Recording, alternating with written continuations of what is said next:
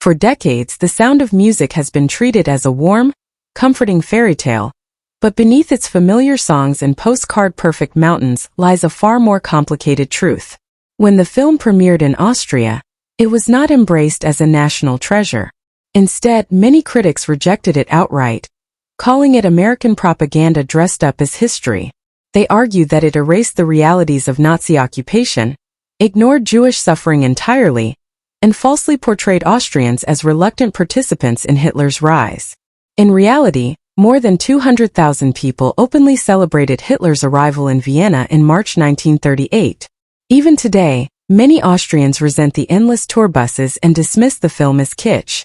Perhaps the most famous symbol of this misunderstanding is Edelweiss, a song many people believe is Austria's national anthem. It is not. It was written in 1959 by two Americans, and Austrians had never heard it before the musical existed. The real story of the Von Trapp family did not begin with political danger or dramatic escapes. It started quietly in 1927, long before the annexation of Austria. Maria was hired to tutor just one child, Maria Francisca, who was recovering from scarlet fever. She was not brought in to care for a house full of children, nor did she immediately fall into a whirlwind romance. She met George von Trapp through the Abbey in Salzburg, and initially planned to stay only briefly. What followed was unexpected. Maria married George in November 1927, 11 years before Nazi Germany absorbed Austria. At that time, their life was calm and stable, untouched by the storm that would later reshape Europe. Music entered their lives well before politics did.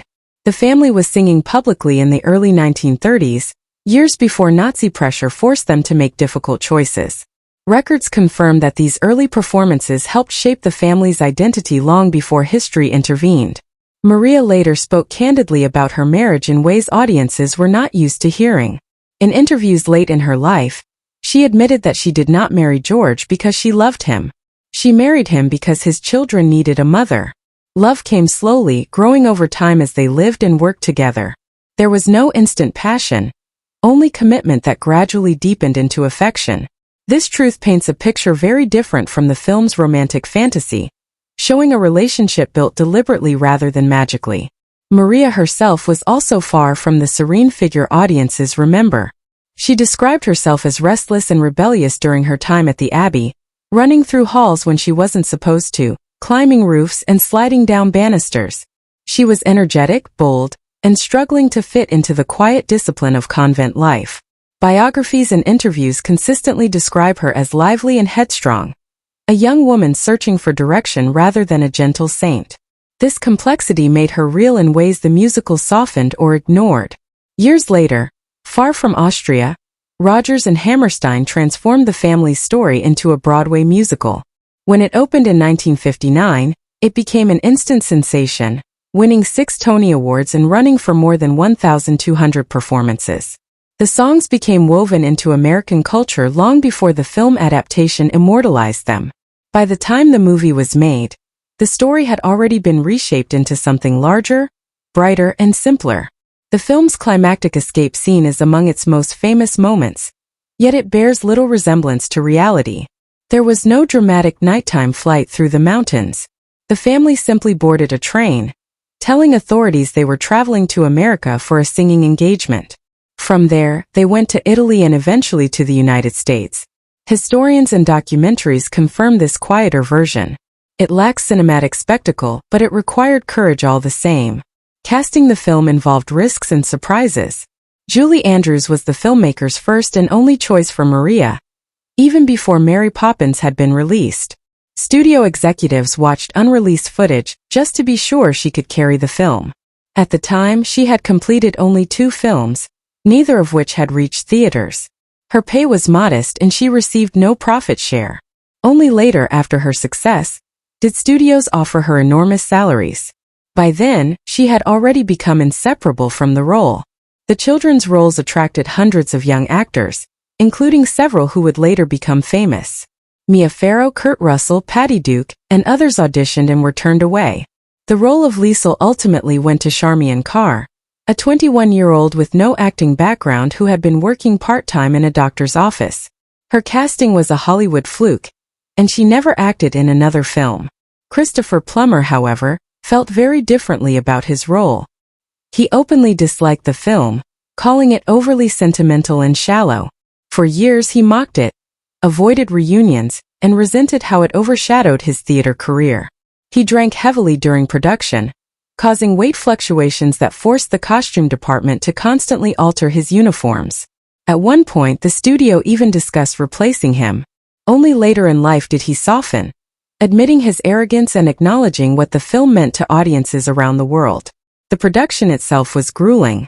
What was planned as a 6-week shoot in Salzburg stretched into nearly 5 months due to relentless rain and flooding. Weather ruined audio, delayed schedules, and forced extensive post-production dubbing. The famous opening shot was nearly dangerous, with helicopter winds knocking Julie Andrews to the ground repeatedly. Equipment had to be hauled through mud using ox carts, and cast and crew endured cold mornings, soaked clothing, and constant improvisation. Even scenes that appeared joyful on screen were built through discomfort and exhaustion. Despite all this, the film became a phenomenon. It earned more than $286 million worldwide, a staggering sum for its time, and helped save 20th Century Fox from financial collapse after the disastrous losses of Cleopatra.